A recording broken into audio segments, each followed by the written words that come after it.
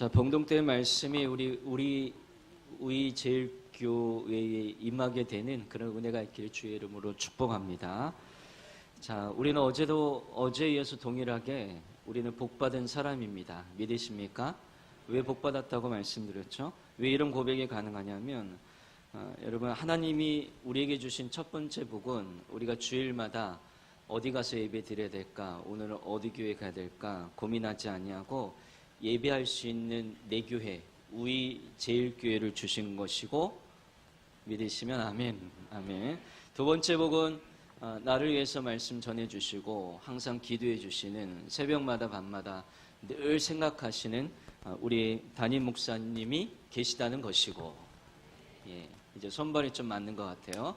그리고 또 마지막에는 예배 드릴 때마다 은혜 넘치도록 부어주시는 하나님, 참 좋으신 하나님이 나의 하나님이 되시기 때문에 저와 여러분들은 복받은 사람인 줄로 믿으시길 바랍니다. 자, 어제 말씀을 잠깐 정리해 드리자면 은혜 보좌 앞에 나가는 것, 우리가 주일 예배 드릴 때 예배 드리러 가자 맞는 말이지만, 예배를 드리러 가자라고 우리가 교회에 나와서 예배하는 것이 아니라, 여러분, 은혜 보좌 앞에 나아가는 것은 뭔가 하면 주일 예배 때마다 여러분들이 이 전에 올라오실 때마다 어떤 마음으로 올라와야 되냐? 나는 꼭 은혜 받으러 와야 되겠다, 이 마음으로 올라와야 된다라고 말씀을 드렸습니다. 은혜 받는 첫 번째 조건은 예배다라고 말씀을 드렸어요. 행복한 재직이 되려면 예배가 어떻게 돼야 될까요? 예배가 행복해야 되는 것이죠. 예배가 행복하게 되려면 내가 예배 속에 은혜를 받아야 되는데, 그 은혜는 누구로부터 주어지게 되느냐? 하나님께로부터 우리에게 부어주시는데, 바로 누구를 통해서 주어주시냐면 여러분의 목사님이신 이경주 목사님을 통하여 주일 예배 때 공적인 예배를 통해서 공적인 하나님의 말씀, 우리 제일교회 위에, 우리 제일교회 재직들 위에, 우리 제일교회를 섬기는 성도들 위에 그 말씀이 선포될 때에 그것을 하나님의 말씀으로 받아서 행복한 예배, 그 예배 가운데 내가 말씀으로 은혜를 받아야, 여러분, 두 번째는 드리는 예배자로 살아갈 수 있다는 것. 그래서 로마서 12장 1절과 2절의 말씀을 제가 드리면서, 드리는 예배는 뭐냐? 나의 일상을 하나님께 드리는 거다. 그래서 구별된 생활로 드리는 예배가 나의 하나님께 드리는 예배다, 이렇게 구분을 하게 되면 은혜 받는 것이 조금 더 쉬워지고, 내가 행복한 예배자가 되고, 예배를 통해서 내게 주시는 힘과 공급되는 능력으로 말미암아 집에 돌아가고 직장에 돌아가고 사회에 돌아가서도 내가 조금 인내하고 참아주고 기도하고 행복한 인생을 살아갈 수 있다라고 여러분 어제 말씀을 드리게 되었습니다. 예전에 여러분 좋은 찬양대, 여러분 주일마다 이제 예배 때마다 우리 찬양대가 서서 하나님께 찬양을 올려드릴 텐데, 훌륭한 찬양대, 좋은 찬양대는 어떤 찬양대일까요? 음정을 하나도 틀리지 아니하고 사부 화음을 잘 맞춰서 노래를 잘하는 찬양대일까? 아니면 이게 1번이고요. 2번은 찬양할 때 악보는 노래는 좀 서툴지만 악보는 조금 보고 지휘자 선생님을 똑바로 쳐다보는 찬양대. 여러분, 어떤 찬양대가 더 좋은 찬양대고 훌륭한 찬양대일까요? 1번, 2번, 다 2번이신가요? 네, 다 알고 계시네요. 2번이에요. 느려질 노래 어쩌면 찬양대가 가장 훌륭한 찬양대가 될 수 있다는 것은 뭐냐면, 노래와 관계없이, 건강한 좋은 목소리와 관계없이 지휘자를 잘 쳐다보는 찬양대가 멋진 찬양대가 될 수 있다는 것이죠. 여러분, 그럼 반대로 또 하나 질문을 드리자면, 어떤 예배자가 여러분 훌륭한 예배자이고 좋은 예배자일까요? 이거를 우리가 한번 적용해 보면, 예배자도 마찬가지인데 우리는 예배를 통해서 말씀을 들어야 되는데요, 예배자가 갖춰야 될 마음, 예배자가 재직들이 가져야 될 마음, 또 예배자가 갖춰야 될 자세는 뭐냐면, 설교자를 지금과 같이 똑바로 쳐다보시는 분들, 그리고 졸지 않는 것, 이것이 먼저 좋은 예배자가 되기 위한 첫 번째 조건이다라는 것이죠. 어떤 분이 유머 있게 얘기해요. 제가 선배 목사님께, 목사님, 자꾸 제가 설교할 때마다 조는 분이 있고 눈 감고 계신 분이 있는데 어떻게 해결하면 좋을까요? 그래서 이제 목사님께, 제가 존경하는 선배 목사님께 말씀을 드렸더니, 김 목사 내가 하나 방법 가르쳐 줄까? 그러면서 목사님 그게 뭔데요? 했더니 설교 시간에 이렇게 하면 조는 사람 한 명도 없을 것이고 다 자네를 다 쳐다볼 것이 뭔데요? 그랬더니 목사님 강단 뒤에다가 시계를 걸어 놓으래요. 그러면 그거 쳐다보느라고 조는 사람 하나도 없다라는 거죠. 한국 교회의 병폐, 한국 교회가 지금 많이 위기잖아요. 뭐 다 위기다라고 얘기하고 있고 교회가 옛날처럼 그렇게 신선한 감동을 주지 못하는 곳이 되었는데 한국 교회의 병폐는 어디서부터 시작되었을까라는 고민을 하게 되었을 때 그냥 제 스스로 한 생각은 뭔가 하면 조는 사람이 많아졌을 때부터이다라는 생각을 하게 되었어요. 대부분의 교회가 주일 예배 때 한 30%가 졸고 계신데요. 눈 감는 거 포함하고 팔짱 이렇게 끼고 있는 거 포함하는 거. 팔짱 끼고 눈 감고 있고 고개 숙이고 있는 거. 이게 30% 안에 대부분의 교회 성도들 중에 30%가 그렇게 하고 있다라는 거죠. 설교만 시작하면 멀쩡하게 계시다가 잠을 청하시는 분도 있기도 하고요.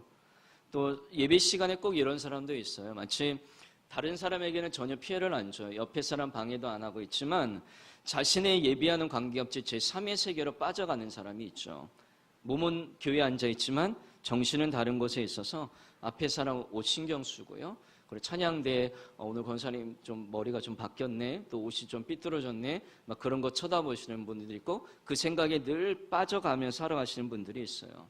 저도 예전에 경험했던 적이 있는데요. 부교육자 시절에 외부 목사님께서 이제 이렇게 강사로 오셔서 말씀을 증거하실 때 제가 예배 인도를 보게 되었는데 제가 이 옆자리에서 앉아서 목사님의 설교를 듣기 시작할 때 저 막 잠이 막 쏟아지는 거예요. 근데 이 위에서 졸면 굉장히 티가 금방 나잖아요. 눈 감고 있는 것도 다 티가 나는데 그래서 별짓을 다 해서 꼬지도 보기도 하고 속으로 노래도 보기도 하고 잠을 좀 쫓아내려고 여러 가지로 했는데 저도 모르게 너무 피곤했던 탓인지 고개가 이렇게 떨궈졌습니다. 근데 예배를 마치고 인사를 할 때 성도님께서 악수하고 나가셨는데 말씀은 안 하셨지만 성도님들의 눈빛이 꼭 그랬어요. 목사님 어젯밤 뭐 하셨어요? 다 이러고 나가시는 느낌을 제가 받아서 너무 민망했던 적이 있었다라는 거죠. 저는 목사이기 때문에 아마 우리 담임 목사님께서도 같은 생각을 또 하실 수도 있겠는데 설교 중에 조는 사람이 있으면 목사 마음이 가장 제일 불편하거든요. 그게 왜냐하면 내 설교를 듣지 않아서가 아니라 그것이 내 책임인가 보다. 내가 또 말씀을 잘 준비 못했나 보다. 기도가 부족했나 보다. 그 마음이 목자의 마음권에 많이 들고 있거든요. 기도가 부족했고 말씀의 준비가 부족해서 성도가 조는 것이라고 우리는 또 꾸준히 또 책찍질하고 또 책찍질한단 말입니다. 그러면서도 또 하나 위로받는 건 뭐냐면 성경을 좀 읽다 보면 사도 바울과 같은 유능한 설교자도 설교하다가 조는 사람이 2층 난간에서 졸다가 떨어져서 유두거라는 청년이 죽었잖아요. 그래서 그런 것을 보면서 또 위로도 받기도 하고 있기도 하고 있고요. 또 조는 사람에게도 약간의 책임이 있는 거거든요. 예배 준비가 잘 안 되면 졸 수 있거든요. 여러분 졸음이라는 것 예배 드릴 때 우리가 꼭 가져야 될 마음은 뭐냐면 졸음은 반드시 피해야 될 성도의 적이다라는 것입니다. 하나님 말씀 듣지 아니하고 우리 공적인 말씀이죠. 담임 목사님을 통해서 주시는 공적인 말씀을 듣지 않고 설교 시간마다 조는 버릇 같고 눈 감는 버릇 같고 그러면 그것이 몸이 피곤해서가 아니라 그것이 결국 영적인 질병에 걸린 것인 거예요. 저는 다 알거든요. 저하고 우리 교회 성도님들하고 8년 정도 신앙생활 하다 보니까 저의 영적 지도를 받다 보니까 이젠 다 알아요. 그분이 월요일부터 토요일까지 뭘 하고 다니는지 어떤 일을 하시는지 우리는 뭐 작은 지방의 소도시니까 특별히 다 알거든요. 그분은 직업도 알고 하는 일도 알고 그분이 가는 동선도 다 알고 거의 다 알아요. 그렇기 때문에 그분이 진짜 조실 때 몸이 피곤해서 조는가 아니면 영적인 그게 습관인가 아니면 그게 고질병인가를 저는 대충 알고 있거든요. 근데 대부분 보면 피곤해서 조시는 분은 별로 없으세요. 다 영적인 질병에 걸렸다는 거죠. 신앙생활 수십 년 하셔도 예배 시간마다 조는 사람의 신앙은 성장하지 못한다. 왜냐하면 여러분 우리의 믿음은 언제 자라나요? 하나님 말씀 들을 때 자라나거든요. 저는 여러분들이 담임 목사님의 말씀을 진짜 그 주옥과 같은 말씀을 꼭 잘 들으시는 재직 되시기를 주의 이름으로 간절히 축원합니다. 오늘 집사님이 예배 시간만 되면 막 앞에 앉으셔서 막 꾸벅꾸벅 주시는 거예요. 그래서 교인들 보기에도 민망하시잖아요. 이렇게 좀 졸실 것 같으면은 저기 기둥 뒤에 가서 좀 주시면 좋은데, 그러다가 뮤하늘레 목사님이 그 집사님의 아들에게 이렇게 말씀을 하셨어요.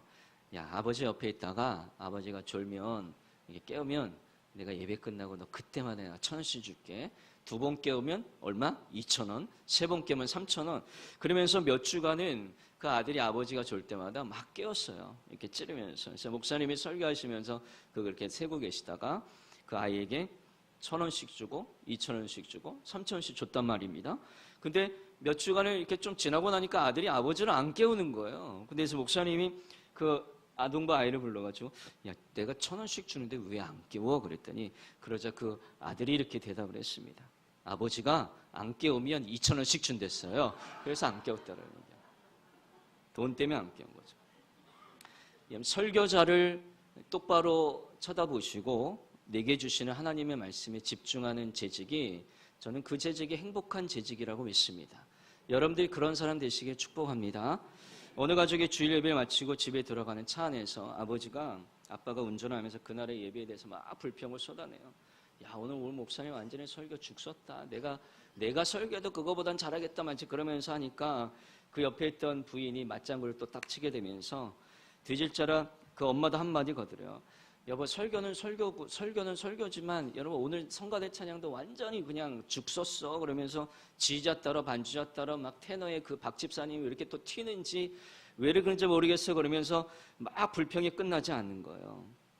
그러다 보니까 또 남편이 옆에서 야, 오늘 장로님 대표기도는 왜 그 모양이야? 왜 이렇게 길게 하는 거야? 도대체 그 기도가 그게 뭐야? 그러면서 또 난방은 왜 이렇게 춥네 덥네 뭐 그러면서 그런 얘기를 막 쏟아내는 거예요. 한참 부부가 불평을 쏟아내고 있는데 뒷자리에서 잠잠코 듣던 아들이 한마디를 던져요. 이렇게 얘기해요. 엄마 아빠 그럼 1,000원 내고 본 예배가 다 그렇지 뭐. 이렇게 얘기하는 거예요. 혹시 여러분 예배는 어떠신가요? 주일에 오셔서 우이제일교회에서 재직이 되었다는 것은 우리에게 큰 특권이고 감사하고 굉장히 복된 일인데 우리가 어떤 마음을 갖고 나가야 되는가? 어제 이어서 오늘 좀 말씀을 좀 수정했는데 예배에 관한 마음. 예배가 왜 그러냐면 이 예배라는 것이 우리 인생에 너무 중요한 일이기 때문에 그리고 교회 생활하고 신앙 생활하는 가운데 예배부터가 해결되지 아니하면 다른 게 다 순차적으로 다 망가지거든요. 그러니까 예배는 우리가 혹시 영화 구경만도 못한 1,000원짜리 예배로 전락시켜서는 안 될 너무나도 중요한 것이 바로 예배다라는 거예요. 제가 어제 말씀드렸잖아요. 이런 얘기도 드렸잖아요. 설교 내용의 은혜가 안 되면 목사님의 뭐를 통해서도 은혜 받으라고요?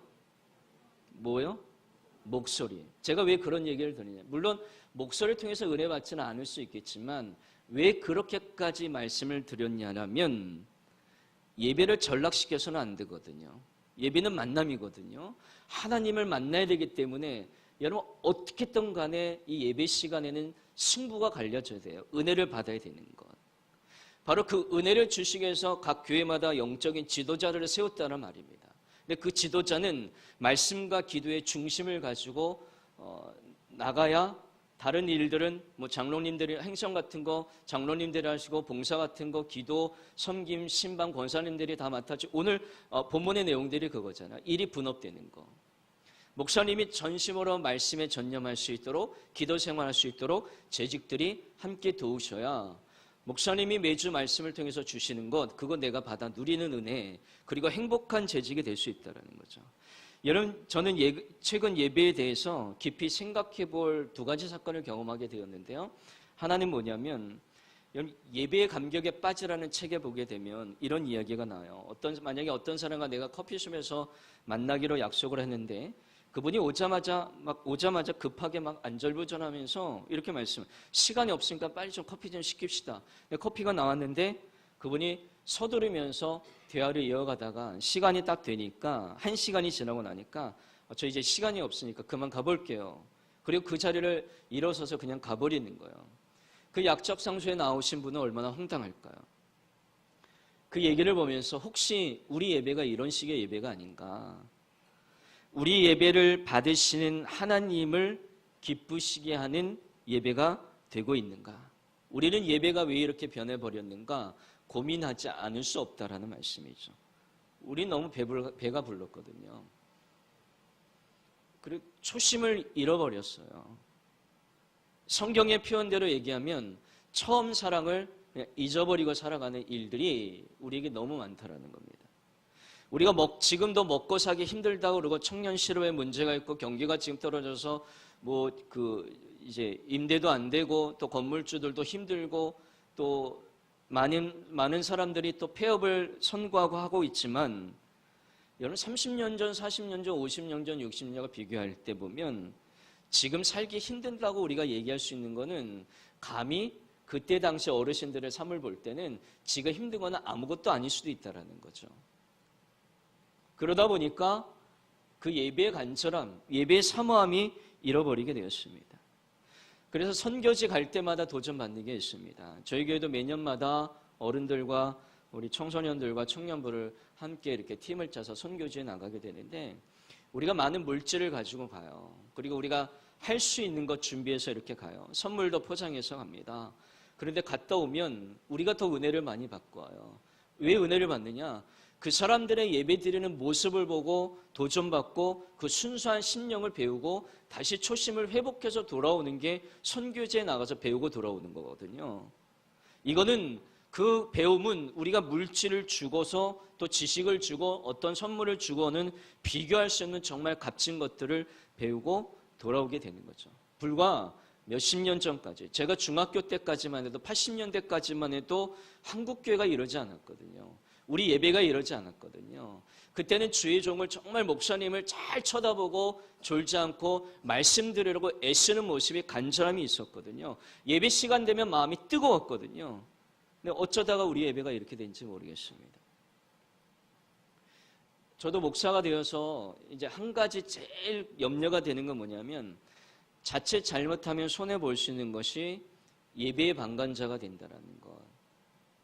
저는 목사잖아요. 그리고 또 담임 목사잖아요. 그래서 저는 되도록이면 부목사님 설교하실 때도 계속 메모를 하려고 노력을 해요. 왜냐하면 저도 말씀을 들어야 되니까. 그러면서 어쩔 때는 예배를 인도하고 설교를 해야 되는 입장에서 내 자신의 예배의 감격에 빠지기보다는 그래 우리 성도들 더 은혜를 줘야지, 우리 성도들이 더 예배를 드려야지 자꾸 여기에 포커스를 맞추다 보면 내가 먼저 지성소로 나가는 일들이 어렵다라는 거죠. 제 스스로가 성전 마당을 밟고 왔다 갔다 하는 모습과 똑같다라는 거예요. 그래서 저는 예배를 준비하면서 하나님 앞에 몸부림쳐요. 우리 목사님도 그러실 거예요. 설교는 1차적으로 여러분들에게 하는 게 아니라 저에게 하는 거거든요. 그래서 설교 온 거를 마무리하면서 준비하고 수정할 때마다 늘 물어요. 하나님, 저를 통해 좀 말씀해 주십시오. 그래서 설교용을 보면서 하나님 하시고자 하는 말씀이 이건 맞습니까? 재차 기도하고 묻고 또 묻고 수정하고 수정해서 가지고 나온 원고가 주일날 아침에 나오는 원고라는 거거든요. 평신도 시절에도 저도 여러분만큼 기도원 찾아다니고 여러분만큼 봉사하고 여러분만큼 예배에 대한 간절함이 있었던 몸부림쳤던 기억이 제게 있습니다. 여러분에도 그런 기억이 있지 않습니까? 여러분 그때가 비정상이에요? 아니면 지금처럼 냉랭한 예배? 근데 오늘은 그렇지 않거든요. 우리가 살다 보면 냉랭한 예배가 있는데 그게 비정상일까요? 여러분 예배에 대한 회복이 우리 재직들의 첫 발걸음이 되시길 주의 이름으로 축원합니다. 또 한 가지 사례는 뭐냐면 지금도 저희 교회는 이번 주간에 월화수 청소년부 연합수련을 이제 갔거든요. 근데 그 연합수련을 갈 때마다 제가 이제 치킨을 사가지고 아니면 피자를 사가지고 아이들한테 이제 저녁에 깜짝 방문해서 이렇게 간식을 전해주고 와요.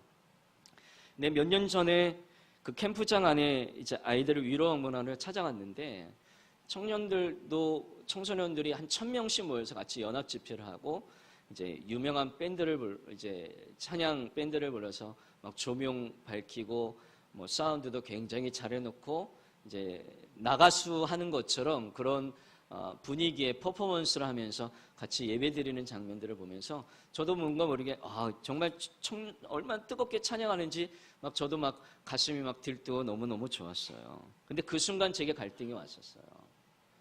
그거 일정이 끝나고 바로 다음 일정이 있었거든요. 잠시 어떤 갈등이 있었냐면 그 예배드리는 현장을 보고 잠시 방문하고 가는 손님으로 내가 구경만 하고 갈까? 아니면 한 곡의 찬양을 드리더라도 내가 이 젊은이들과 함께 미친 듯이 찬양하고 하나님을 집중하고 예배하고 갈까? 이 갈등이 양쪽에 순간적으로 일어나더라고요. 근데 저는 어떤 선택을 했냐? 후회스럽게도 첫 번째, 다음 일정이 있으니까 그걸 핑계 삼아서 내가 지금 오늘의 목적은 예배 목적이 아니라 아이들 위로하러 왔으니까 나는 내 거 할 거 하고 그냥 빨리 나는 가야 되겠다. 그리고 구경꾼으로 입으로만 잠깐 한 곡 흥얼거리고 나오게 되었어요. 근데 돌아오는 길에 그 마음이 너무 찜찜한 거 있죠. 후회가 되더라고요. 왜 한 곡의 찬양이라도 내가 하나님 앞에 그 마음을, 하나님께서 내게 그 마음을 조금이라도 주셨으면 내가 그 마음 갖고 하나님 앞에 나가서 찬양했으면 훨씬 더 좋았을 텐데 왜 집중하지 못했을까? 왜 그들과 함께 동참하지 못했을까는 그런 후회가, 안타까움이 있었죠. 그리고 이제 돌아와서 교사들과 이런 나눔을 가졌어요. 선생님들 수고하셨고 감사하고 아이들 은혜 많이 받은 거 제가 봤다고. 그래서 그랬더니 교사 선생님들 하는 말씀이 딱 그거예요.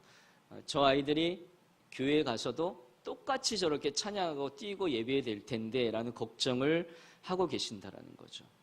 근데 실제로 거의 대부분 캠프가 끝나고 아이들이 우리 교회로 다시 와서 그날 그 주간에 주일날 예배를 드리면 여러분 어떨까요? 이전의 모습일까요? 아니면은 캠프 때 받은 은혜의 모습으로 예배할까요? 대부분 이전의 모습으로 돌아간다는 거죠. 여러분 그 캠프 때 드린 예배 때 정말 하나님을 만났더라면 우리 아이들이 우리 교회에 와서도 그런 좋은 시스템이 없어도 좋은 조명이 화려한 조명이 없어도 정말 찬양 인도 잘하는 가수 같은 인도자가 없어도 하나님을 인격적으로 예배하는 자가 되어야 되면은 그 캠프 때 주님을 정말로 인격적으로 만났더라면 그것 없어도 우리 교회 공간에 와서 그렇게 예배하는 자가 되어야 된다는 거죠. 여러분 이사야 선지자가 하나님께 부름을 받을 때에 이사야 6장에 그렇게 말씀하고 있거든요. 하나님께서 이제 우시아의 죽던 해에 이사야 선지자를 불러요. 그리고 그에게 소명을 주고 이사야가 아주 유명한 말씀을 남기죠. 주님 나를 보내소서 내가 여기 있나이다. 그 고백을 하기 전에 보면 하나님께서 우시아가 죽던 해에 천상의 예배를 환상 가운데 보여주셔요. 이사야한테. 그리고 이사야를 부르시고 이사야가 그 소명의 부르심에 응답해서 하나님께 나가는 장면이 나오게 되는데 하나님께서 이사야에게 그 천상의 예배를 왜 보여주셨냐면 우시아가 죽은 것과 관련이 있습니다. 우시아는 처음에 하나님 말씀 잘 경청했다가 나중에 하나님 은혜 입어서 형통함이 찾아오고 강성에 갔는데 교만해지다 보니까 성전에 들어가서 금지된 일들을 하고 또 분향한 자기가 제사장이 아닌데 분향을 하다가 또 문둥병에 걸려서 또 그 즉시 쫓겨나서 별궁에 지내다가 죽게 되었습니다. 그러니까 왕이 예배를 우습게 하니까 교만하게 되고 이스라엘 전체 백성들이 다 예배의 거룩함이 훼손이 되었던 그 시대에 하나님께서 천상의 예배를 보여주세요. 이사야에게. 그리고 이사야를 부르시죠. 여러분 그것은 왜 보여줬냐면 여러분 결국 예배는 내가 말씀의 은혜를 받으러 오는데 어떤 은혜를 받는가? 받으러 오는데 결국 예배 때 은혜를 받게 되면 여러분 변화가 생겨져요. 나 자신의 모습을 볼 수 있게 된다는 거죠. 성경 말씀 그대로 말씀하는 거예요. 이사야가 그렇게 얘기해요. 나는 입술이 부정한 백성 중에 입술이 부정한 자입니다. 이렇게 고백하고 있거든요. 천상의 예배를 바라보면서 그 예배 가운데 들어가니까 이사야는 하나님의 말씀을 전하는 사람인데도 불구하고 하나님의 신실한 선지자인데도 불구하고 자기 모습을 보게 되더라는 거죠. 그래서 그 고백을 드리는 거예요. 나는 입술이 부정한 자인가. 그래서 여러분 하나님의 임재가 있는 예배를 경험하게 되면 여러분들이 매 주일 때마다 은혜를 받게 되고 은혜를 사모하고 뭔가 내게 받게 되면 내 입술이 얼마나 부정한가를 깨닫게 되는 은혜가 주어지게 된다라는 거죠. 달리 말해서 진짜 예배를 드린 사람은 내가 드린 예배가 얼마나 거짓된 요소가 많았는가를 깨닫게 된다라는 거예요. 그동안의 예배가. 그리고 그 예배를 통해서 회복과 치유를 경험하게 된다라는 거죠. 여러분, 그래서 실제적으로 예배를 잘 드리기 위해서는 우리 재직들께서는 여러분 예배 몇 가지 준비를 하셔야 될 일이 있죠. 하나는 예배 준비를 잘 하셔야 되는 거예요. 토요일에 일찍 주무셔야 주일날 졸지 않을 수 있거든요. 딸리 말해서 토요일날 딴짓거리 하지 마셔야 주일날 와서 예배 드릴 수 있거든요. 졸지 않을 수 있거든요. 예배 시간에 미리 나와서 여러분 기도로 준비하시고 늘 조금씩 늦으시는 그 나쁜 고리의 습관은 끊어버려야 되는 겁니다. 그 예배 시간에 직전까지 막 떠들고 인사하고 막 대화하고 막 분주하게 움직이는 것도 가급적은 하지 마셔야 되는 거예요. 그리고 기대함과 사모함으로 또 예배를 집중하셔야 되는 거예요. 그 예배적인 실제적인 실천이 있겠죠. 최선을 다해서 내가 열정적으로 찬양하는 것. 어제 말씀드렸듯이 내가 은혜 받고자 하는 마음으로 나오면 내가 어찌 찬양하지 않을 수 있을까? 어찌 기도에 내가 은혜되지 않을 수 있을까? 그래서 기도에 간절함으로 나가는 것.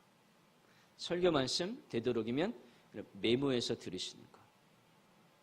그리고 목사님 축도가 마치시면 그냥 벌떡 일어나서 나가지 마시고 축도가 마쳐도 성가대 이제 후주하고 또 그대로 남아서 또 그 말씀 붙들고 잠깐 또 기도하고 나가는 것. 이런 실천들이 있다라면 우리 예배가 더욱더 풍성하게 될 줄로 믿습니다. 또 하나 중요한 것, 우리 재직들이 품어야 될 마음은 기도에다는 거죠. 어쩌면 우리가 많이 들었던 내용이고 다 알고 있는 내용인데 기도 생활이 돼야 된다는 것은 너무 잘 알잖아요. 기도해야 된다. 기도하면 다 된다. 이것도 우리가 믿고 있고 기도하면 하나님이 응답하신다. 기도하면 은혜 받는다. 다 알죠. 근데 기도는 영혼의 호흡이다라는 얘기도 알고 있고요. 또 데살로니가서 5장 16절 이하에 쉬지 말고 기도하라는 것도 말씀도 다 알고 있습니다. 근데 처음에는 이 기도가 영혼의 호흡이라는 말에 깊은 공감을 하지 못하게 됩니다.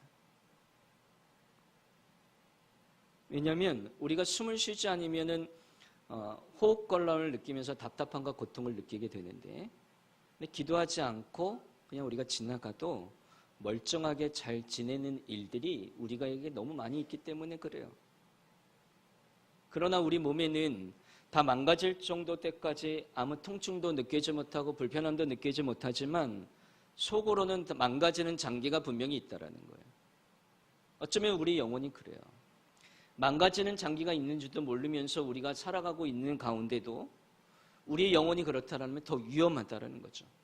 증상을 느끼지 못하는 병이 더 심각한 문제거든요. 팀 켈러라는 목사님이 계신데 그 팀 켈러 목사님의 기도라는 책에 보면 처음 서두에 이런 얘기가 나와요. 1999년도에 세계적인 사건이 있어요. 뉴욕의 9.11 테러 사건이 있어서 빌딩이 넘어지고 뉴욕 도시 전체에 미국과 세계가 다 우울증에 빠져들었을 때 이 팀 켈러 목사님의 가정에도 큰 위기가 동시에 닥쳐버리게 됩니다. 그 아내 되시는 사모님에게는 크론병 증세가 또 나타나가지고 그거와 씨름하느라고 막 정신없는 가운데 목사님도 그 해에 암 진단을 받게 되는 거예요. 절망적인 시간들을 막 보내요. 뉴욕 도시 전체도 시민들도 막 절망 가운데 빠져 있다는 말입니다. 그런데 그 시간에 어느 날 사모님이 목사님에게 이런 제안을 해요. 여보, 우리가 함께 해야 될 일이 있는 것 같아요. 뭐예요? 그랬더니 여보, 우리 매일 밤마다 오늘부터 같이 머리 맞대고 함께 기도해요. 매일 밤마다. 근데 그 제안을 받은 목사님이 부담스러웠다라고 고백을 하시더랍니다. 그냥 한두 번 할 수 있겠는데 어떻게 매일 밤 아내와 머리를 맞대고 시간을 딱 맞춰서 기도할 수 있을까? 부담이 됐을 때. 그 부담이 느끼는 남편의 눈치를 보고 이 사모님이 말을 이어가요. 그러면서 이런 말을 해요. 제가 그대로 읽어드릴게요. 여보, 불치병에 걸렸다라는 선고를 받았다라고 생각해봐요. 의사가 약을 주면서 날마다 잠자리에 들기 전에 하나씩 먹어야 하고 걸으면 몇 시간 안에 숨이 끊어진다고 경고를 했어요. 절대 잊으면 안 되고 잊고 걸렀다가는 반드시 죽을 테니까 알아서 하라는 말이지요. 그렇다면 여보, 그 약을 먹는 것을 깜빡할 수 있을까요? 며칠씩 잊어버릴 수 있을까요? 아닐 거예요. 목숨이 달린 일이니까 약을 먹는 일은 잊을 수 없고 빼먹지도 않을 거예요.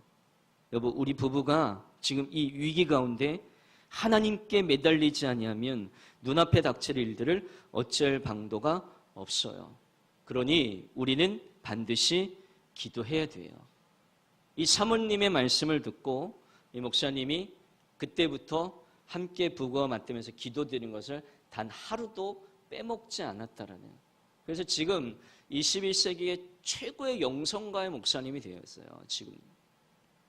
여러분 저와 여러분 중에 저도 하루에 비타민을 한 6알 정도 먹거든요. 탈모약도 하나 먹고요. 또 이 배 들어가는 약도 하나 먹고요. 한 6알 정도 먹어요. 근데 여러분들도 혈압약 드시고 당뇨병 드시는 약분들 계실 텐데 이 약은 매일 드셔야 되는 거예요. 지병을 관리하기 위해서는 약을 챙겨 드시는 거 참 잘하시는 일들이거든요. 우리가 건강한 몸을 유지하는 것도 하나님께 영광을 돌릴 일이니까 잘 꼬박꼬박 챙겨 드는 거 굉장히 잘하시고 있는 일들인데 그런데 이 생각을 해봤어요. 거꾸로 생각해보면 약 먹는 성의만 있더라면 우리는 얼마든지 기도 생활을 할 수 있다라는 거예요. 문제는 우리가 이 심각한 사태의 심각성을 깨닫지 못하고 기도하는 것이 절대적으로 중요한 것을 깨달았느냐 아니냐에 달린 것이라는 거죠. 저도 이 글을 읽으면서 굉장히 도전이 되었거든요. 저는 오늘 우이제일교회 재직 여러분의 가정이 이럴 때마다 어려운 일이 생길 때마다 또 아니 그냥 평상시에도 온 가족이 함께 모여서 우리가 한 마음으로 기도한다면 그것이 얼마나 행복하고 아름다운 재직의 여러분 가정이 되겠습니까? 서로 위로와 격려가 있는 여러분의 가정 되시기를 간절히 축복합니다. 그래서 일주일에 한 번이라도 온 가족이 함께 모여서 여러분 기도하고 또 식구들이 각자의 삶을 위해서 앞으로의 진로와 비전을 위해서 여러분 기도하는 가정이 많이 생겨나기를 주님의 이름으로 축복합니다. 네. 또 한 분은 다니엘이에요. 다니엘 같은 경우로 보면은 특징이 뭐면 전에 하던 대로 기도했다 그렇게 표현하고 있습니다. 기도했다라고.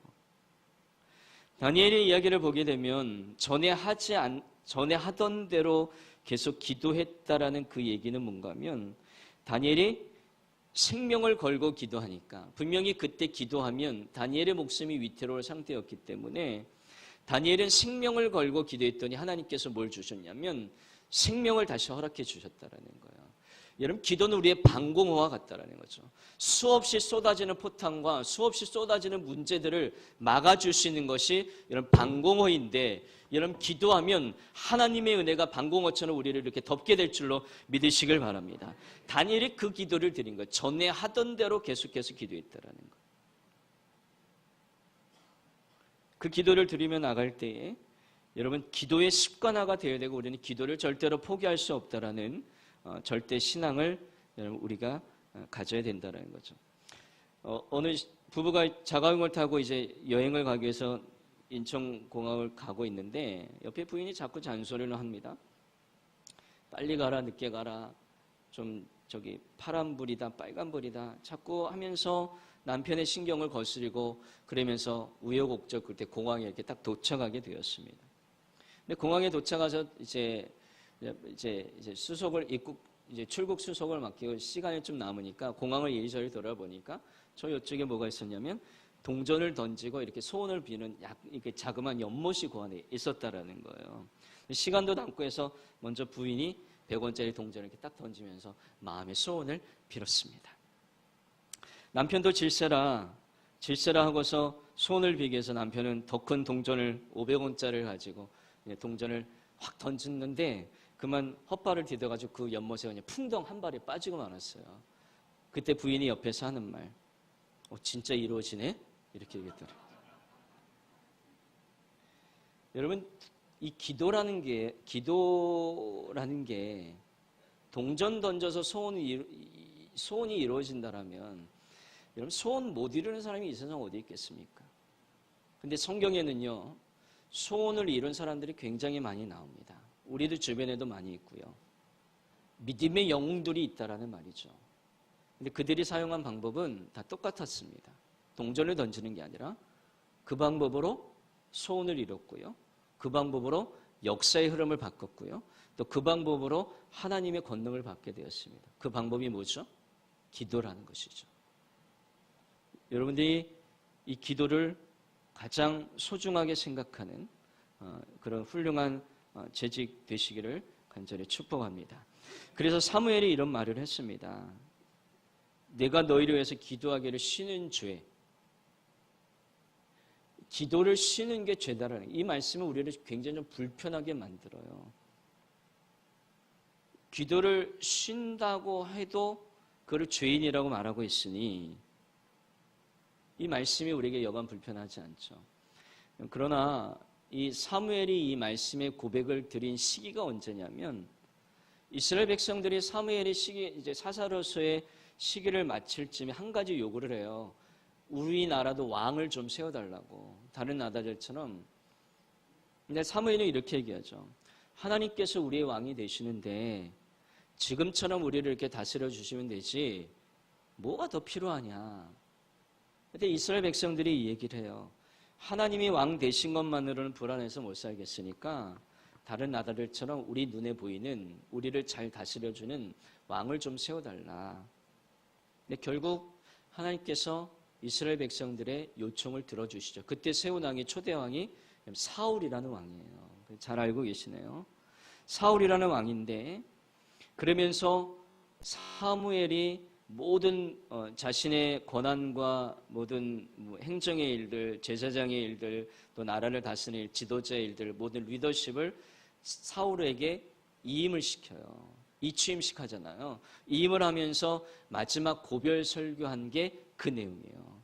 내가 너희를 위하여 기도하는 죄를 쉬지 않겠노라고 그 얘기를 해요. 이 얘기를 한 까닭이 뭘까요? 너희를 위하여 기도하기를 내가 여호와 죄 앞에서 결단코 범죄하지 아니하겠다라는 것. 기도의 사명자는, 중직자는 사명을 위한 기도가 중단되는 것도 그것도 죄다라는 마음을 품으라는 얘기겠죠. 여러분 우리가 살다 보면 내 코가 석자라서 급한 대로 기도할 때가 굉장히 많습니다. 그러나 여러분 우리 재직이라면 내 기도에 머물러서는 안 되고요. 부모는 부모의 사명을 잘 감당하기 위해서는 자녀를 위해서 꼭 기도해야 되고요. 여기 사장님이 계시고 직장에 상사님이 계시다라면 우리의 매출을 위해서만 기도하는 게 아니라 직원들을 위해서 기도하시는 사장님이 많이 계시길 주의 이름으로 축복합니다. 목사도 마찬가지죠. 당연히 성도와 교회를 위해서 기도해야 되고요.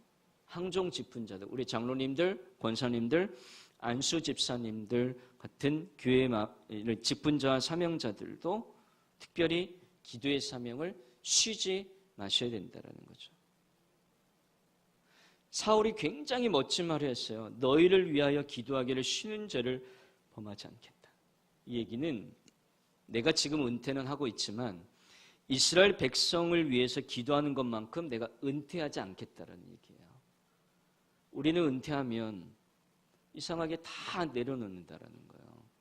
거기 기도하는 것도 내려놓고 봉사하는 거 내려놓고 은퇴했으니까 뒷방으로 물러나시고. 근데 사무엘은 너무 멋지잖아요. 너희를 위해서 기도하는 거 내가 쉬지 않겠다라고. 그 쉬는 게 내가 죄라고 느껴. 내 사명을 감당 안 하는 게 은퇴는 하지만 그게 죄라고 느껴지기 때문에 내가 이것만큼은 내가 다른 사람에게 넘겨주지 않겠다. 끝까지 기도의 사명을 붙들었던 멋진 사람이 나오게 됩니다. 여러분 그래서 믿음의 역사를 보게 되면 내게 어떤 믿음의 열매가 맺어진 거 보면 내가 기도하지 않고 정말 하나님께 열심히 안 했는데 잘 되는 거예요. 어떤 열매가 맺어가요. 여러분 그런 경우 있으시잖아요. 근데 찾아보고 캐고 또 캐보면 누군가 기도하는 사람의 수고가 있었음을 나중에 알게 된다는 거죠. 하나님을 알지 못하는 사람이 교회에 나오게 되고 신앙을 갖게 되는 것은 결국 우연이 없다라는 것입니다. 큰 어려움 없이 순전하게 인생을 살아가는 분들을 가만히 살펴보면 그 뒤에서 기도해 주는 분들이 너무너무 많다라는 거예요.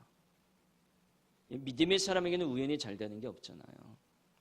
누군가가 기도로 심어놓은 기도의 씨앗이 있었기 때문에 씨앗이 나도 모르는 사이에 열매를 계속 나타나게 된다는 거죠. 저는 이 시간 여러분께 정말 간절히 부탁드려옵기는 믿음의 사명자, 우리제일교회 재직되시는 여러분들은 바로 이 누군가가 바로 여러분들이 되시기를 간절히 축복합니다. 그것이 우리가 해야 될 사명이죠. 뒤에서 남모른 게 누군가를 위해 기도해주는 누군가가 되어야 되는 거예요. 여러분들이 그 누군가가 되어주셔야 된다는 말이에요. 목사는 성도를 위해서 기도해야 되지만 성도님들 또 하나 부탁드릴 것은 우리 담임 목사님 위해서 우선적으로 기도해 주셔야 되는 겁니다. 저는 이런 얘기도 막 서슴없이 해요. 저희 교회도 장로님 자제분들이 목사님 계시고 또 부목사 하는 분 있고 또 전도사 하는 분 있고 또 권사님 자제분 중에 담임 목사님 하는 분들 다 있거든요. 저희 교회도 저희 교회 출신들이 하는데 제가 그분들에도 당당하게 얘기해요. 장로님, 권사님, 목사 아들 위해서 아들 목사님 위해서 기도 많이 하시죠? 그럼 많이 하지요. 목사님 기도해 주세요. 그래요. 그럼 저도 당당하게 얘기해요. 그분들 기도보다도 제 기도 더 많이 하시라고. 이거 진짜 웃을 일은 아니거든요. 제가 그 얘기를 드려요. 왜냐면 장로님, 권사님이 아들 목사 위해서 기도하는 것도 중요하지만 먼저 담임 목사 위해서 기도하면 그 복이 어디로 가느냐? 그 아들 목사에게 간다고. 진짜 그러거든요. 이건 성경에 나온 얘기는 아닌데 진짜 그렇게 돼요. 저희 어머니가 그러셨고 저희 어머니도 이제 목사 3호로 하다가 이제 아버님 은퇴하시고 평신도로 돌아가셔서 이제 지금은 권사님이시거든요. 지금도 마찬가지예요. 어머니 주머니에 뭐가 생기면 저도 어려운데 저 안 갖다 주시고 어머님 섬기는 교회 담임 목사님 먼저 챙겨드리세요. 그 목사님이 늘 어떻게 기도하셨냐면 하나님 이 백권사가 저를 섬기는 이 귀한 섬김이 저기 멀리 있는 김재국 목사에게 임하게 하여 주시옵소서. 이렇게 늘 축복 기도해 주셨거든요.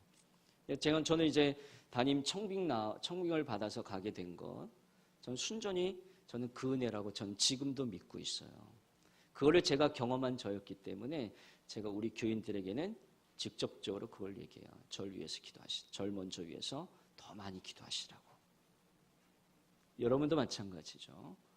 여러분들의 목사님을 위해서 많이 기도해 주시는 재직 되시길 바랍니다. 그러면 끝나는 거예요. 그럼 이런 교육 안 하셔도 돼요. 이 교육이 뭐 필요했어요. 목사님 위해서 기도하는 재직들이 많아지면 목사님하고 그냥 같이 가는 거죠. 그때부터 잘하면 되잖아요. 그죠? 어떤 분은 저희 장로님 중에 한 분은 저에게 이런 말씀하셔요. 그 말 들었을 때 되게 섭섭했어요. 제가 이제 담임 부임하고 한 2년차, 3년차 됐을 때 그런 말씀하셔요. 저하고 식사를 하면서 이러는 거예요. 저는 목사님, 저는 이 세상에서 제일 쉬운 직업이 목사예요. 그러는 거예요. 저를 앞에 두고 그래서 장로님 신학교 가시지 그러셨어요. 내가 그랬거든요. 저도 지기 싫으니까. 그러니 제가 신학교 가서 할 걸 제가 괜히 이렇게까지 지금 장로로 남아있는 게 후회가 돼요. 저는 목사가 제일 쉬운 직업인 것 같아요. 이렇게 얘기하시는 거예요. 근데 여러분 그런 은사를 받은 분은 거의 없습니다. 그러니까 그분의 생각은 목사는 입만 열면 설교가 막 나오는 줄 알아요. 근데 그런 은사를 받은 목사님은 거의 없습니다. 거의 없어요. 여러분 제가 예배 시간이 다가오는 게 무섭고 두렵다라면 여러분 이해가 되십니까? 이해가 되세요? 시험 공부 다 못했는데 시험 날짜가 막 다가오고 한 과목 겨우 공부해서 시험 끝냈는데 다음날 또 다른 과목을 또 봐야 되는 그 학생들의 마음처럼 계속 쉼없이 1년 내내 이 생활이 반복되어지는 그것이 얼마나 큰 부담인지. 여러분, 그래서 최소한 이 한 편의 설교를 준비할 때도 최소 3, 4시간 걸리는 게 맞는 얘기거든요. 그냥 입 열면 나오는 게 설교가 아니다라는 거예요. 근데 때로는 설교가 막 하고 싶고 제 심령이 설교 준비 때부터 막 뜨거워질 때가 있습니다. 그걸 제가 잘 알아요. 근데 그 막 뜨거워지는 그게 뭐냐면 제가 잘나서 제가 능력이 있어서 그렇게 된다라는 것이 아니다라는 것을 제가 잘 안단 말입니다. 뭐 때문에 그러냐면 바로 저를 위해서 기도해 주시는 우리 교우들, 우리 장로님들, 권사님들, 집사님들, 그리고 저를 알고 있는 각 교회에 많은 저와 관계 있는 수많은 성도님들, 그리고 우리 어머니의 기도, 이 누군가의 기도에 힘이 있기 때문에 그렇게 된다라는 것은 저는 알고 있거든요. 근데 때로는 예배 시간이 다가오는 게 때로는 또 부담스러울 때가 있어요. 엄청난 무게로 제 부담감으로 제 영혼을 짓누를 때가 있다라는 말씀입니다. 그럴 때 목사는 뭐가 필요할까요? 누군가의 기도가 더 필요한 것이거든요. 근데 그때 제가 막 영혼이 짓눌 때 보면 그때는 교회가 분위기가 별로 안 좋을 때요. 막 힘들 때. 권사님들 기도 안 할 때. 기도하라고 이렇게 선포하고 기도합시다 해도 그것에 순종 안 할 때. 그때는 제가 막 힘들어 제 영혼이 짓눌리게 되죠. 여러분, 기도하기를 쉬는 것을 죄라고 여기는 것은 무엇보다도 기도가 중요하다는 고백이기도 하고 기도의 사명을 감당하겠다라는 결단이기도 해요. 그래서 아마 사무엘이 이렇게 좀 센 언어로 이렇게 표현했던 것 같아요. 여러분, 기도하지 않으면서도 그것이 죄라는 인식을 하지 못하는 것도 우리가 심각한 영적인 질병이다라는 거죠. 여러분, 꼭 기도가 회복되시는 여러분 재직되셔서 2019년도에는 여러분 이사야서의 말씀처럼 이 예배당에 막 진동이 일어나고 이 예배당에 하늘문이 막 열려지는 환상이 보여지는 그런 은혜가 넘쳐나기를 주의 이름으로 축복합니다. 자, 그렇게 되다 보면 오늘의 본문의 6장의 말씀을 좀 간략하게 드리게 되면 이제 사도행전 5장과 6장의 얘기는 두 가지의 특별한 사건이 나오는데 5장에는 헌금을 드리다가 죽인 부부의 얘기가 나와요. 그 6장에는 교회에서 이제 분쟁이 일어나는 시점의 얘기가 나와요. 두 가지 다 안 좋은 이야기거든요. 이 두 가지의 큰 시험거리가 빠져들게 되는 건 여러분 안 봐도 훤한 일인데 그런데 5장의 마지막과 6장의 또 7절의 마지막에 보면 교회가 어떻게 됐냐? 부흥되었더라 그렇게 표현해 주고 있어요. 하나님의 메시지는 여기서 뭘까? 여러분 초대교회는 왜 헌금을 드린 아나니아 물론 이제 성령을 속인 자라고 성경은 말하고 있어서 그 자리에서 이제 죽게 되는 결과를 얻게 되는데 왜 하필 이 헌금을 드린 분들이 왜 교회에서 죽느냐는 얘기예요. 이거 굉장히 큰 시험거리 아니겠어요? 하나님께서는 그 일을 강행하신단 말입니다. 왜 강행하셨는가? 여러분 교회에는 거룩성이 있거든요. 아마 그 초대교회의 거룩성을 지키기 위한 본보기로 하나님께서 그 아나니아와 삽비라를 크게 치시지 않았는가를 생각하게 됩니다. 절대 오해하지 말아야 될 것. 어제 제가 교회라는 말을 정의드렸을 때 교회는 누구의 생각이 머무는 곳이 되어야 된다고요? 예수님의 참 숙제 다 하셨어요. 내가 경험했던 교회, 내가 원하는 교회, 예수님이 원하실 것 같은 원하는 교회에 대한 우리가 어제 생각해 보면서 교회는 내가 원하는 교회가 되어서는 안 되는 거예요.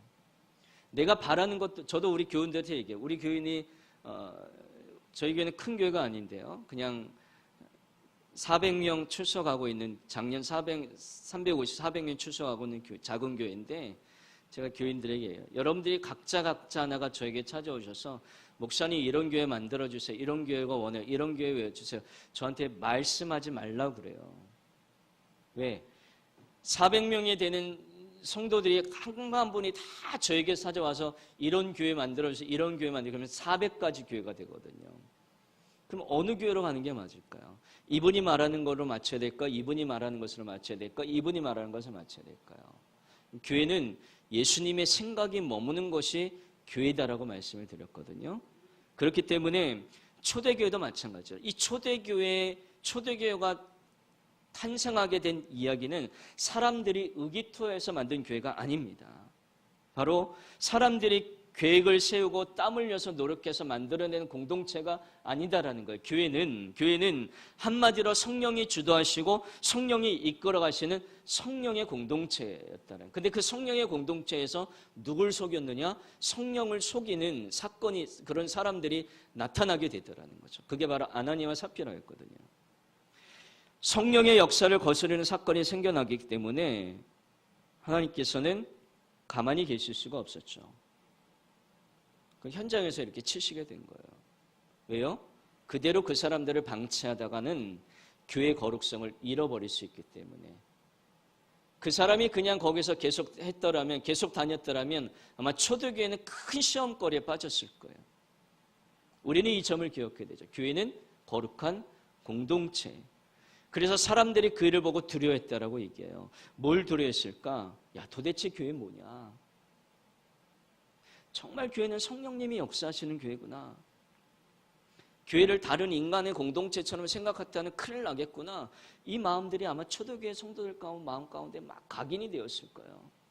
교회는 함부로 하면 안 되구나. 주의 종에게 내가 함부로 말하고 함부로 대들고 내 의견과 다르다고 함부로 무시해서는 안 되겠구나. 교회는 성령이 진짜 역사하시는 곳이구나. 그럼 도대체 이 사도는 누구냐? 사도도 보통 사람 아니구나. 아마 이런 느낌들을 그 초대교회 때 모였던 그 자리에 있던 사람들이 막 생각이 들었을 거라고. 다시 있지 않았죠. 그리고 다시 교회에서 거짓말을 하지 않습니다. 사도들에게 함부로 대들지 못했을 것이에요.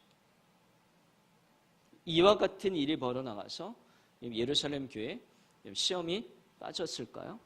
빠지지 않. 절대로 이거 문제 가지고 교회가 막 술렁거리고 뭐 어떻게 했느니 또 이 문제를 또 목사가 잘못했느니 또 목사님에게 다 뒤집어 쓰이고 책임은 목사님이 져라 막 이렇게 방향으로 나가지 아니하고 예루살렘 교회가 시험에 빠지 아니하고 그리고 나는 저런 예수라면 믿을 수 없어라고 교회를 떠난 사람도 없었고 오히려 초대교회가 예루살렘 교회가 문 닫았다라고 표현도 성경에 없고 오히려 교회는 더욱더 흥황하고 부흥되었더라. 이렇게 말씀하시는 거예요. 그리고 나서 교회가 막 급성장하다 보니까 새로운 사역의 문을 여시는 하나님을 바라보게 됩니다. 사각지대가 생기죠. 그러니까 막 조직이 미비하니까 이제 구제를 하는 입장에서 헬라파 과부와 히브리파 과부들이 차별이 매일 구제에 빠지게 되니까 사람들이 원망한다라는 표현이 나오게 돼요. 원망함. 교회가 갈라질 시험을 만나고도 놀라운 부흥이 일어났는데 거기에 또 하나의 문제가 일어나요. 원망이 막 나오게 되는 거예요. 뭐 이제 다른 환경에서 살아알고 또 이렇게 여적 문화적 차이가 있었기 때문에 또 생각도 많이 달랐기 때문에 그런 일들이 일어날 수 있는 충분한 문제였지만 만약 우리에게 이런 문제가 생긴다면 우리는 어떻게 했냐라는 거예요. 원망의 소리를 낼 때 자신의 있는 거 없는 거 다 팔아서 재산을 교회에 바치고 그것 가지고 구제를 막 해줬는데 우리는 못 받았다라고 원망하고 막 시끄럽게 만들고 그러면 우리는 그런 생각하자. 실컷 도와주고 욕은 욕대로 먹었다라고. 다음부터는 안 도와줄 거야 라는 반응이 우리의 반응 아니겠어요? 그게 또 남이 이야기할 경우에는 그냥 다음부터 공평하게 나누어주면 문제가 뭐 되겠어요? 그냥 이렇게 쉽게 얘기하고 넘어갈 수 있다는 거죠. 근데 이게 내 문제로 다가오게 되면 내가 드린 헌금 가지고 도와줬는데 불평하는 사람들이 나고 원망을 사나하면 그렇게 섭할 수가 없고요. 그리고 내가 도움을 받아야 되는 입장인데 다른 사람은 도와주고 나는 안 도와준다. 이것도 굉장히 힘든 일이거든요. 이게 내 문제로 다가오게 되면 양쪽 문제가 다 힘들어지는 거예요. 그래서 우리는 시험 당할 때 가장 먼저 떠오르는 방법이 뭐냐면 에이 나 집사 안 해. 에이 이제 나 회장 안 해. 다 안 해다라는 거죠. 그리고 가장 쉬운 문제는 갈라서는 거예요. 성도 간에 문제가 생기면 그냥 교회를 쉽게 떠나버리면 되는 거예요. 여러분, 이것이 가장 우리가 쉬운 방법이라고 선택하고 있지만 이거는 올바른 해결책이 아니다라는 거예요. 사단이 의도한 대로 된다라는 거죠. 내가 희생했는데 이것밖에 내게 돌아오지 않는구나. 중단해라, 그만둬라. 마귀가 우리 속에 원망의 원방을 계속 불어넣게 되고 교회를 평안하지 않게 만드는 일들이 우리에게 있다라는 거죠. 여러분, 원망은 망하는 죄인데, 근데 사도들은 태도가 달랐어요. 야, 솔직히 말도 안 되는 원망일 수도 있잖아요. 우리는 해주느라고, 그 많은 사람들을 해주느라고 해줬는데 자기네가 한 번 못 받아서 우리에게 매일, 아니 구제를 못 받아서 우리에게 원망하고 원망하는 일들을 봤을 때 사도가 그때 뭐라고 얘기했냐면, 우리가 다 기도하지 않아서 그렇습니다. 불평분만이 나오는 것을 보니까 이분들이 말씀 받지 못해서 그렇습니다. 교회 일들을 내가 다 하려고 해서 그렇습니다. 대단하죠. 이런 고백을 드려요. 사도들은 십자가 사람이었기 때문에, 기도의 사람이었기 때문에 이 어려운 시험 문제를 자기 탓으로 돌린다라는 거죠. 여러분, 우리 재직들이 가져야 될 마음은 바로 이런 거라는 거죠. 그러면서 사도들에게 그 문제가 아무것도 되지 않았습니다. 그래서 기도하는 일, 그때부터 기도하는 일과 말씀 전하는 일과 이제 봉사하는 일들이 갈라지게, 그때부터 이제 재직을 교회 안에서 세우게 되고, 이 목사가 하는 일들과 교회에서 여러 가지 섬기고 희생하고 봉사하고 나누는 일들, 그 일들이 이제 구분이 되어지는 일들이 바로 6장 가운데 생겨지게 되더라는 거죠. 여러분, 우리가 정말 이렇게 할 수 있습니까? 여보, 내가 기도하지 못해서 이렇게 된 것 같아. 집사님 미안해. 내가 기도하지 못해서, 내가 이 교회 큰 선배인데, 내가 어른인데 집사님 미안해. 제가 기도하지 못해서 그랬어. 아니에요, 권사님, 장로님, 제가 먼저 기도 더 많이 하는데 그러지 못해서 정말 죄송해요. 기도 많이 할게요. 여러분, 정말 이렇게 할 수 있습니까? 그리스도의 사랑의 마음으로 이렇게 고백하는 재직이 될 수 있냐라는 말입니다. 자아가 죽지 않은 사람은 결코 이 고백을 할 수가 없습니다. 왜요? 남의 잘못만 보이고 섭섭하고 화가 나니까 자기 문제는 돌보지 못하는 거죠. 그러나 예수로 살아가는 사람에게는 이 문제가 되지 않다라는 거죠. 사도들처럼.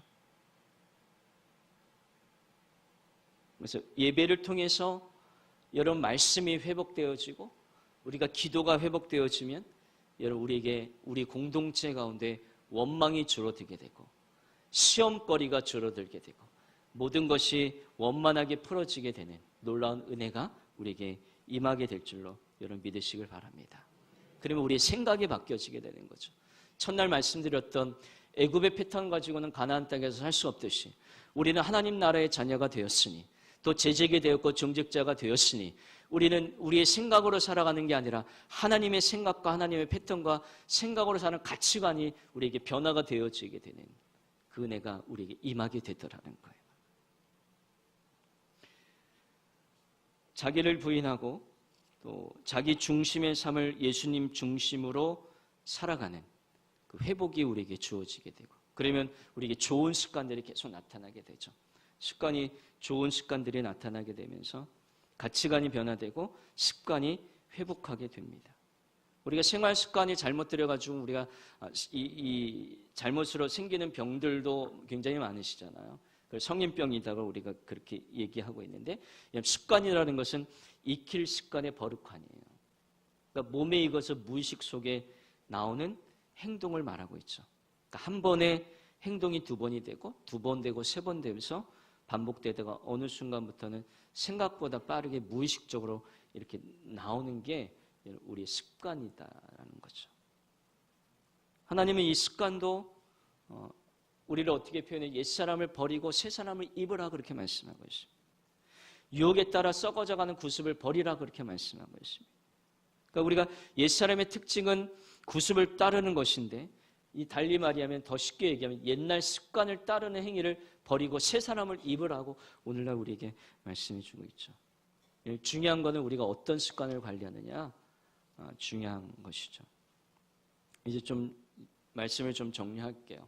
어떤 목사님이 이제 신방을 가셨다가 신방을 마치고 돌아오는데 이제 멀리 가셨다 오는데 그 동네 마침 권사님이 사시는데요. 그래서 마침 온 김에 또 들려가면 굉장히 좋잖아요. 그래서 신방 마치고 권사님께 전화를 해서 지금 바로 5분 내로 갈 테니까 잠깐 신방하고 가겠습니다. 했더니 권사님이 전화 받고 난리가 났죠. 막 갑작스럽게 오니까 놀란 권사님이 막 거실 막 치우고 거실에 있던 막 빨래 같은 거 방에 다 넣어놓고 방문 딱 닫고 딱 앉아서 신방 치면 목사님을 맞이해서 이런저런 얘기를 나누다가 목사님이 그래도 신방했으니까 예배는 드리고 하는 게 좋으니까 이런저런 얘기 하다가 권사님 이제 예배 잠깐 드리고 저희 갈게요 이렇게 하니까 그러다 보니까 권사님이 성경책을 찾으니까 성경책을 이제 안방에 두고 계셨어요. 근데 이제 한참 얘기하고 일어서려니까 또 다리에 쥐가 나가지고 이제 안방까지 가서 성경책을 가져오려고 했는데 마침 또 손자가 어린 손주가 있어서 손자한테 심부름을 시켰어요.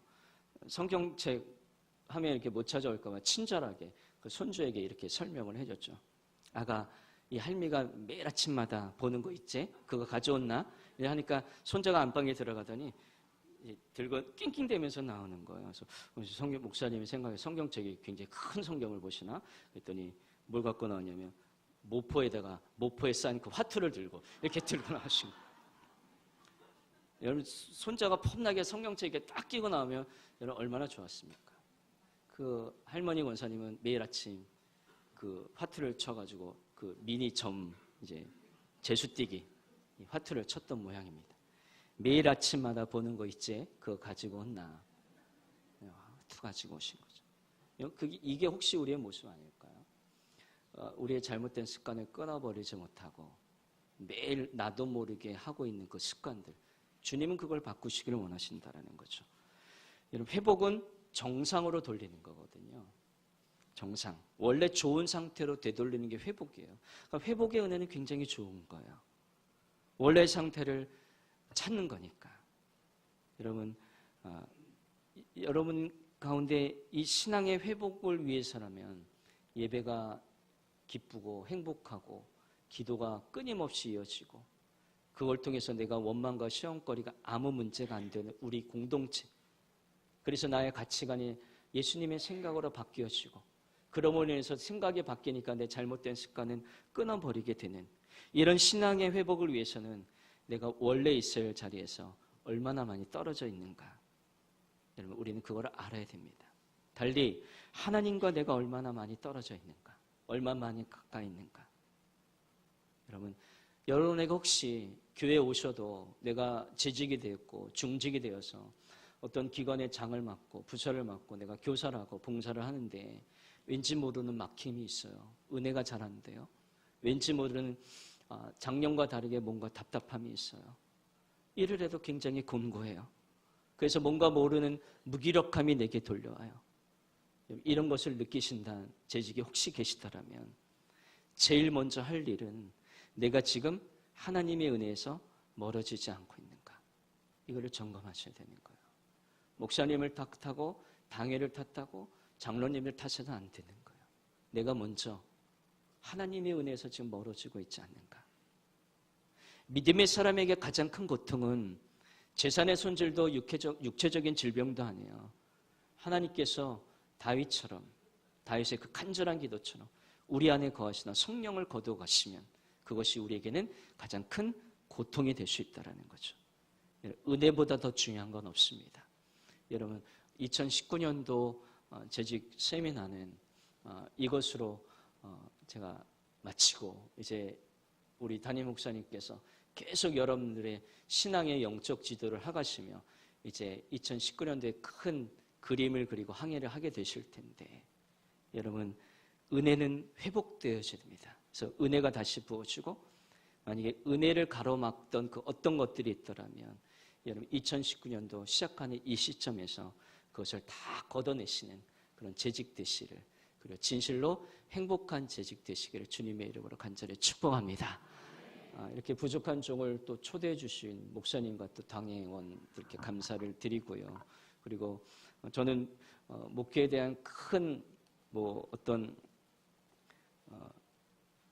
큰 목회는 하고 있지 않지만 그래도 날마다 우리 목사님과 영적인 교제를 누리면서 하나님 안에서 하루하루 건강한 교회를 꿈꾸고 하나님 나라를 꿈꾸고 있는 저 시골의 그냥 작은 무명의 목사인데, 여러분 이렇게 한 분도 졸지 않으시고 또 이렇게 들어주시고 또 말씀에 동의해 주시고 또 아멘해 주신 거, 모든 영광 하나님께 올려드립니다. 다음에 또 뵐 기회가 있다라면 여러분 그때는 저와 여러분들이 더 행복한 모습으로, 감사하는 모습으로 그때 뵙기를 간절히 소망합니다. 우리 하나님께 영광의 박수 한번 올려드리겠습니다. 우리 한번 우리 찬송가 변찮는 주님의 사랑과 예수는 우리를 깨끗게 하시는 주이시니, 우리 박수 한번 빠르게 치시면서 우리 찬양하시고 우리 목사님 나오셔서 기도하시면 되겠습니다.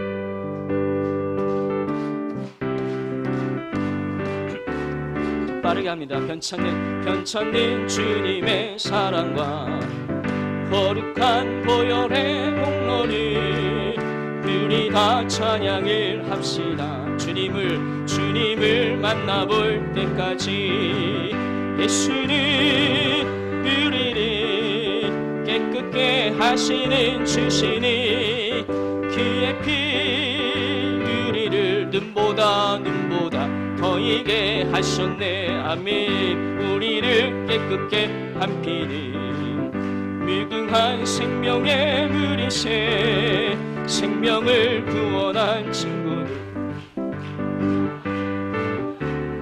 예수는 우리를 깨끗게 하시는 주시니, 그의 피 우리를 눈보다 더 이게 하셨네. 주님의 깨끗한 보혈을.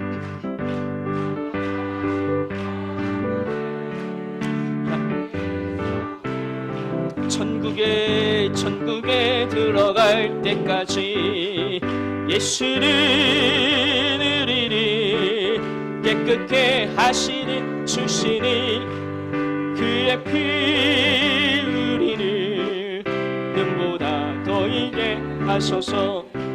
십자가 튼튼히 붙잡고 날마다 이기며 나가세.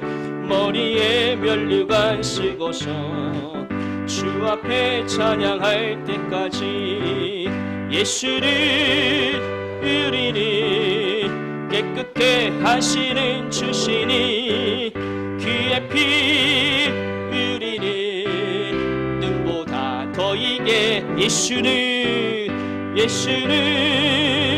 우리를 깨끗게 하시는 주시니, 그의 피 우리를 눈보다 더 이게 하셨네.